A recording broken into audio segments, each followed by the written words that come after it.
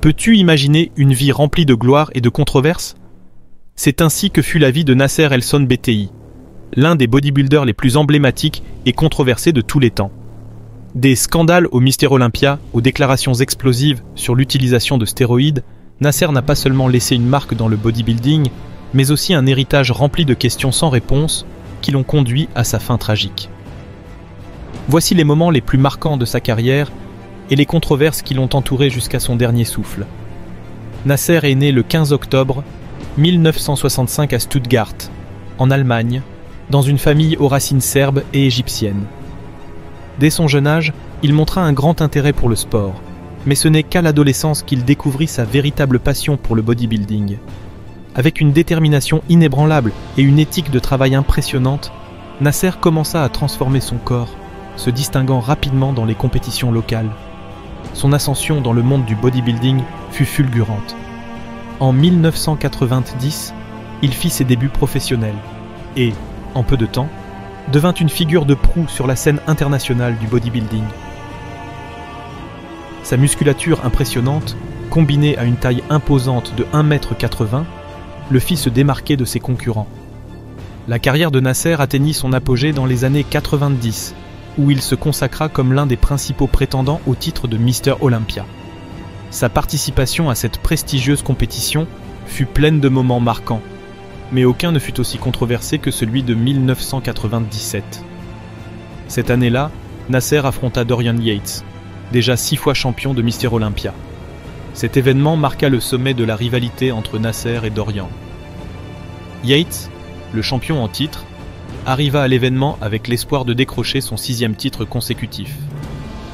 Cependant, durant sa préparation, il subit une grave blessure au triceps qui affecta considérablement son physique, montrant une asymétrie notable. Nasser, pour sa part, arriva dans une forme spectaculaire, avec une musculature complète, symétrique et bien définie. De nombreux experts et fans considérèrent que Nasser avait un package physique supérieur à celui de Yates, présentant une densité et une séparation musculaire exceptionnelles. Cependant, lorsque le verdict fut rendu, la décision des juges provoqua une grande controverse. Malgré la nette supériorité physique de Nasser, Dorian Yates fut déclaré vainqueur. Cette décision suscita des huées et des protestations du public, et beaucoup accusèrent les juges de favoritisme. On murmurait que l'IFBB, l'organisation derrière Mister Olympia, avait des intérêts à maintenir Yates comme champion en raison de son impact commercial et médiatique. Jusqu'à ce jour, cette polémique persiste, à tel point que des légendes comme Jay Cutler et Ronnie Coleman se sont exprimées à ce sujet, visiblement agacés. Cutler n'hésita pas à exprimer son désaccord avec le résultat, alimentant encore les théories de corruption et de favoritisme dans le monde du bodybuilding professionnel.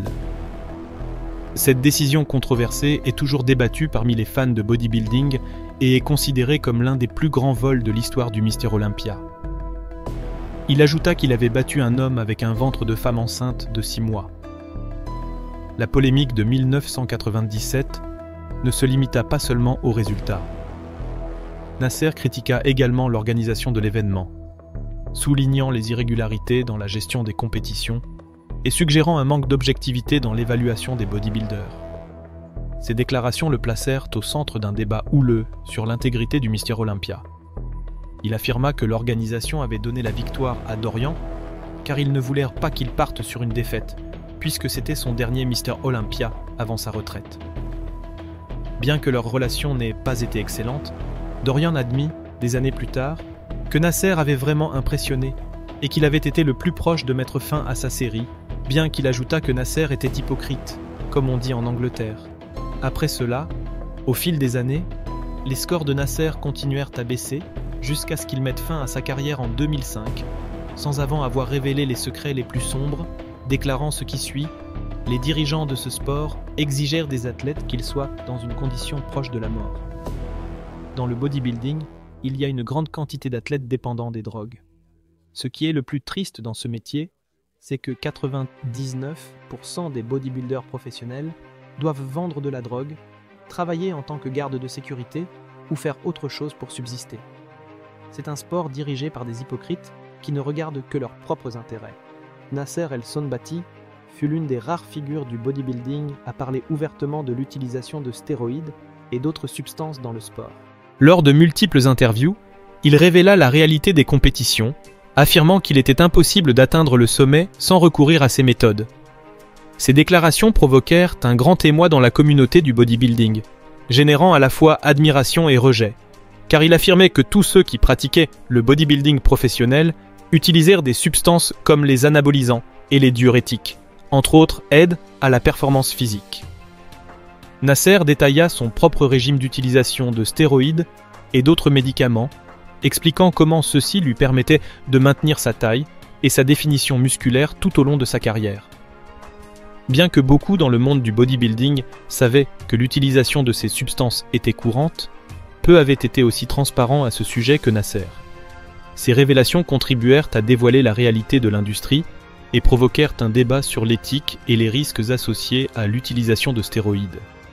En plus des stéroïdes, Nasser parla également de l'utilisation d'autres méthodes pour améliorer les performances, comme l'hormone de croissance et les diurétiques, expliquant comment ces composés pouvaient aider les bodybuilders à atteindre un niveau de définition musculaire impossible à atteindre naturellement.